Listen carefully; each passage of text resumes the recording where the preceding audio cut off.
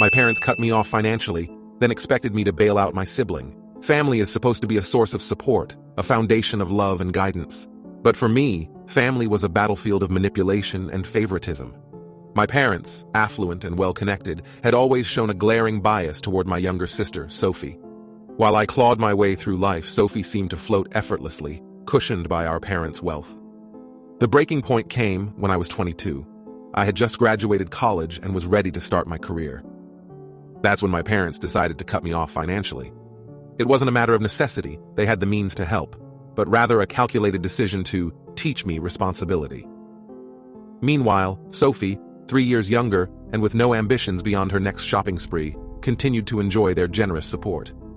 At first, I tried to rationalize their decision. Maybe they believed in my independence?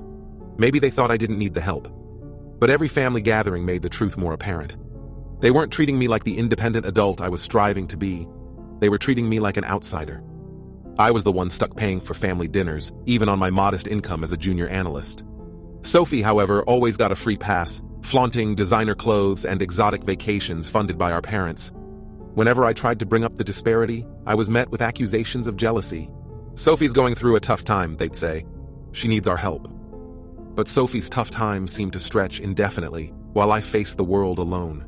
At 25, I finally made the decision to step back. I stopped going to family gatherings and distanced myself from the constant reminders of my second-class status. The emotional toll of being the black sheep wasn't worth it. For the first time, I focused solely on myself, my career, my friendships, and my goals. 3 years later, I was thriving. I had earned a promotion, saved for a down payment on a modest home, and built a life I was proud of. That's when my parents re-entered the picture, bringing Sophie's latest financial disaster with them. Sophie needs $50,000, my mother said over the phone, her voice laced with entitlement. She's in over her head, and we think it's only fair you help her out. I couldn't believe the audacity. Not only had they abandoned me financially for years, but now they wanted me to bail out my sister? When I refused, things escalated quickly. They accused me of being ungrateful and selfish, claiming I had forgotten where I came from. The lawsuit blindsided me. My parents, backed by Sophie, filed a claim alleging I had promised to lend her the money. It was laughable, but it wasn't a joke. It was a direct attack. The court battle that followed was grueling, but I refused to back down. With my lawyer's help, I gathered evidence of their manipulation. Text messages, emails, and even old voicemails painted a clear picture of their favoritism and my parents' toxic attempts to control me. What turned the tide, though, was Sophie's testimony. Her entitled attitude and inability to explain where the alleged promise came from unraveled their case. Then came the bombshell. During the legal process, my lawyer discovered a trust fund. It had been established by my late grandfather explicitly for me and Sophie. My portion, nearly $100,000, had been quietly kept from me by my parents. They had funneled the money into Sophie's lavish lifestyle, leaving me completely unaware. The revelation was a turning point. Armed with this knowledge, I confronted my parents one last time. They didn't deny it.